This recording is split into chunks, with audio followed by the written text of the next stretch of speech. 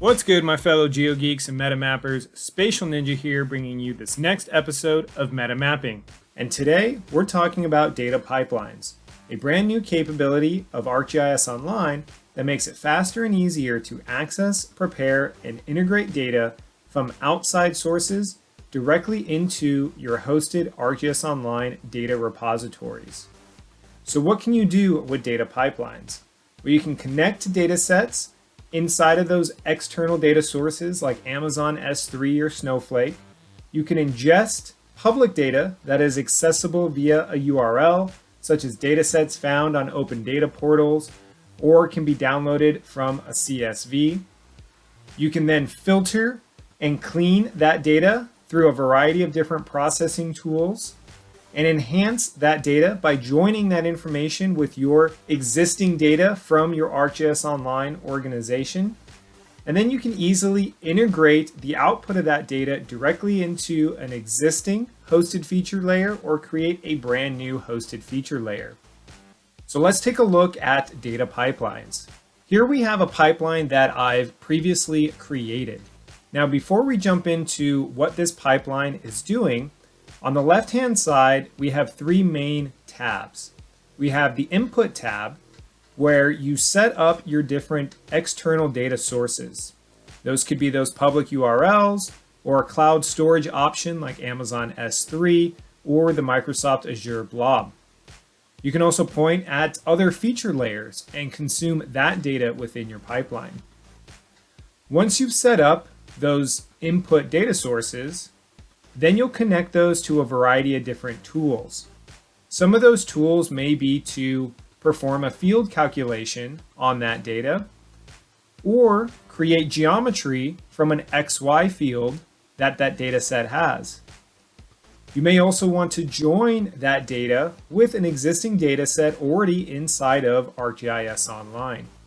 Now, once you've run a few of these tools on that data set, you then write the output to an existing or brand new feature layer inside of your ArcGIS Online.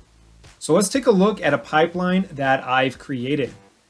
And I've configured this pipeline to take a look at storm warnings and watches, like live hurricane feeds or severe thunderstorm warnings, and then compare that data to an existing asset layer that we have. So if any assets may be impacted by one of these storm warnings, whether it's an approaching hurricane or a severe thunderstorm, what I want to do is create a new layer that acts as a warning or an alert layer so that we can see which of those assets could be impacted. So here we're going to start with an input data set, which is a hurricane layer. Now, since there aren't any active hurricanes, we're going to use a test hurricane layer for this example. So here we can see the cone for this hurricane that is coming across the Florida region.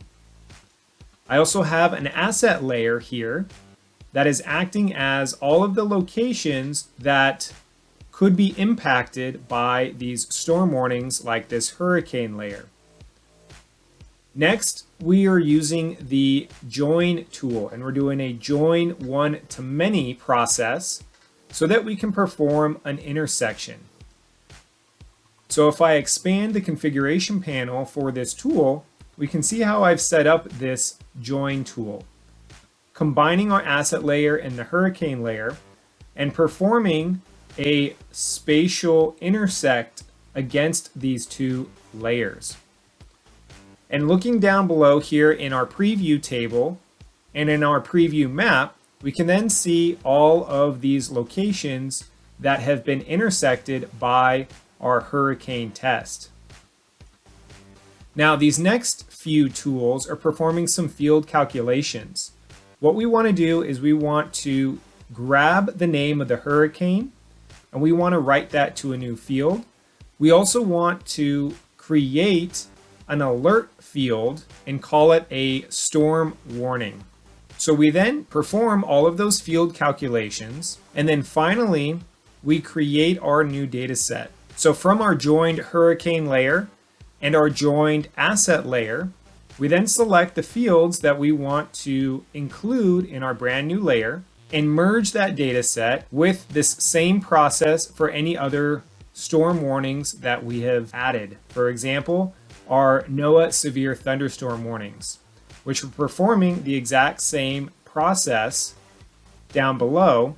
So now we're combining our data sets from the thunderstorm warnings and from the hurricane warnings into a brand new merged data set.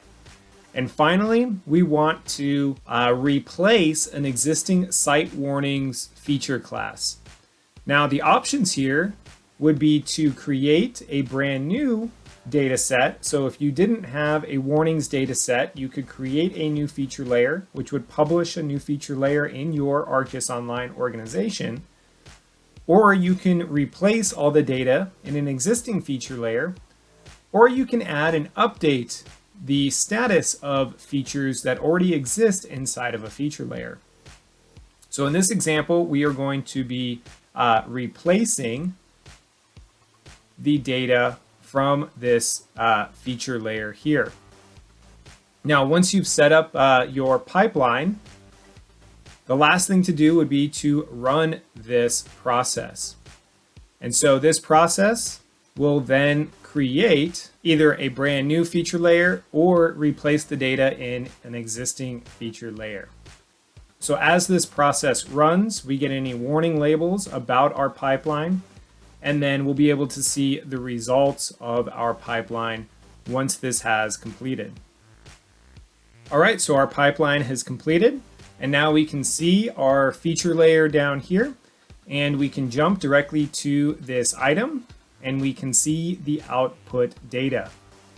So here is our site warning layer, and any asset data that is intersected with one of our storm warnings has now been merged together and populated into this data set.